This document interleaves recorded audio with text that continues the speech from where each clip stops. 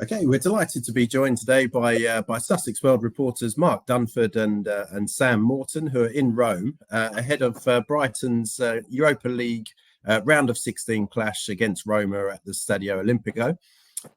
So, Mark, can you give us a flavour of how the atmosphere is over there and how it's building up? Yeah, so we're currently on the Spanish Steps, as you can see. So it's a great atmosphere here. But it's funny because we've bumped into quite a few Brighton supporters, but they're not allowed. They've been advised by police not to wear colours and stuff, so they don't draw attention. But we've managed to spot a couple. There are a couple wearing their football shirts just coming out of their hoodies a little bit at the bottom, untucked. So we've managed to sort of follow them and track them down, kind of thing. So there isn't that sort of group. You can't hear groups of fans cheering for Brighton and that at the moment. But there's supposed to be 3,500 coming here. If you on our live blog that we're doing, I've been sharing tweets of fans on their way, fans in Rome, and that. So there's plenty about, but we're going to try and hunt some more down later, aren't we, Sam? Yes, yeah, absolutely. As Mark was saying, it's quite funny, really. We were at the Coliseum earlier trying to see if we can spot some fans, and it really was a case of seeing if you can hear an English accent and just guess that they might be Brighton fans. And we have pretty much struck gold every time we try, haven't we? We have, yeah. So we've had some good interviews with them, and they're all really excited, and it's just a real sense of, as it has been in all of kind of the trips to Europe, really, just a sense of kind of belief that they're even here. And I think there's not so much confidence they're going to get a result as there has been, especially when I was in Amsterdam. There's a lot of confidence that the Brighton were going to win on the day, and obviously they did. But this time around, there's some nervous fans around wondering what the score will be. But I think there definitely has been a sense of people not being too worried about the result and just enjoying the experience of being in Rome.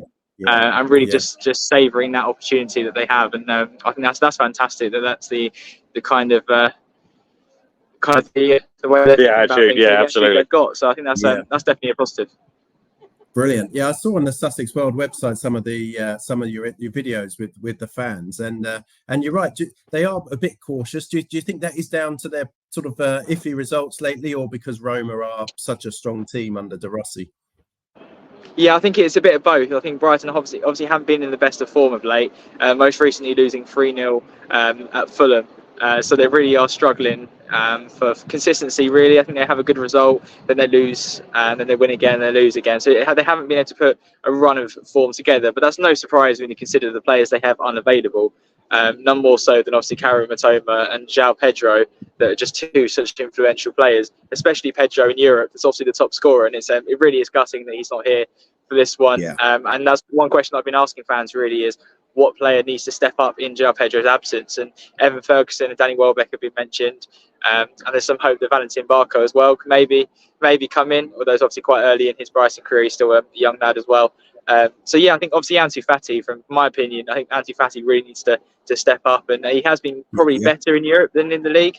So hopefully we can see more of that from him, and really show why he was so highly rated at Barcelona. And there'll be no better occasion to do it than in Rome. Yeah, and obviously Roma, like you say, they're a strong side.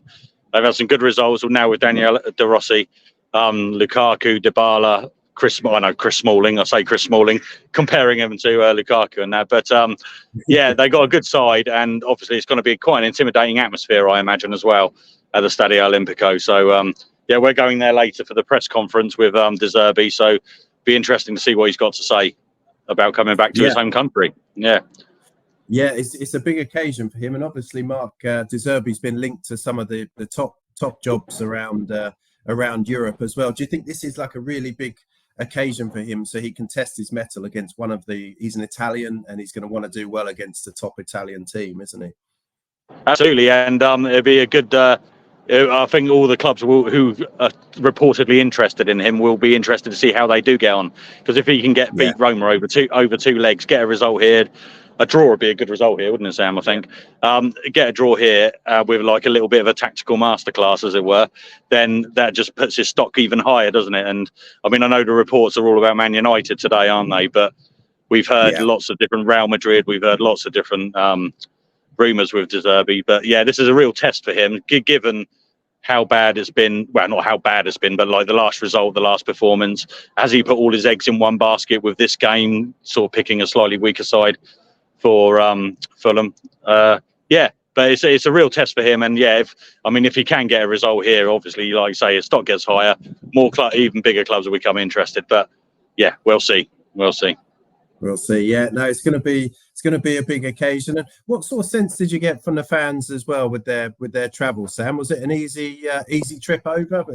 Because I know, like yourselves, you flew into Milan and then got the train down to Rome. How have some of the other Brighton fans tackled their journeys? It definitely sounds like we have one of the longest trips over here, didn't it? I think I'm speaking to the fans, and I think they've come over in the last few days. I think someone came over on Monday. They've really made a week out of it. So that's good to hear. But I think there have been some delays actually from Gatwick Airport. I think Mark, first thing in the morning, was doing his daily Gatwick flight update, and I think there was a few delays from Gatwick to Rome. So I think there may be some disruption for fans. So hopefully they can get here on time for the match. But the ones we've spoken to seem to have had a smooth journey, which is good.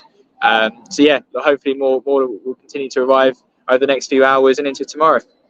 Yeah. It looks a lovely day where you are at the moment. Can you give us a little bit of a feel as to what's going on over there and what you've been up to?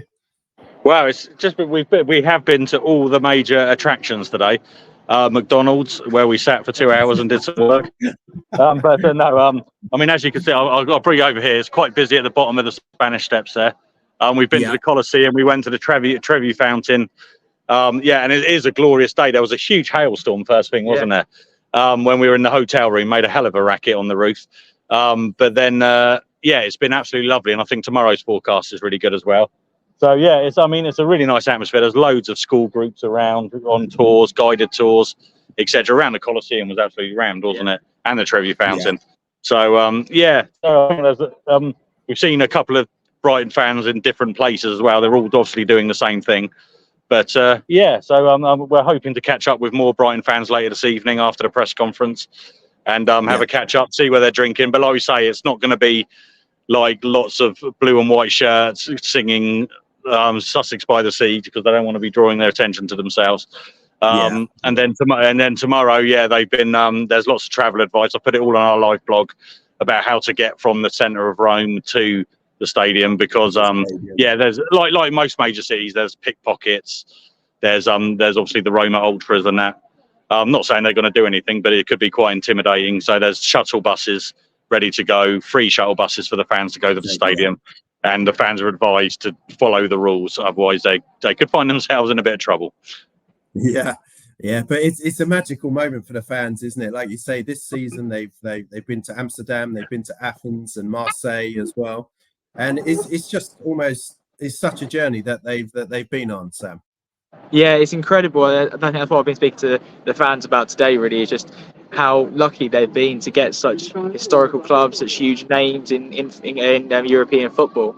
I don't think you could, if you were to pick some of the teams at the beginning of the competition that you'd like to face, I think Ajax, Marseille, Athens, and Rome would be right up there, if not the top four. So it really is incredible how fortunate Brighton have been to get some of these clubs, and long may it continue. Hopefully, if they get through this double leg tie, then maybe even another bigger team might be waiting around the corner. So it really is brilliant, and if it is a one-off for Brighton, in obviously hopefully they get European football again next season, but if they don't, then this is such an amazing memory to have, and they definitely will be relishing it for as long as it continues. I hope they get to go to Karabag next round if they go through Azerbaijan. Fancy a trip there. Yeah, I'll be ready for that one. I'll be ready for that one. So that would be good. But no, that sounds great. I'll let you guys get on and head across to the press conference. But before you go, I'm just going to have to ask you for a quick score prediction for tomorrow night, Mark. 10. Tough one. I'm going to go for a 2-1 win to Brighton. I said it earlier, so I'll stick with it. I think there's some kind of, as I say, a bit cautiousness about it, but I'm going to go for the kill and say 2-1 Brighton. I'm trying to think who will score. I think Pascal Gross will be on the score sheet, and Adingra will get the other one, and Paulo Dybala will score for Roma.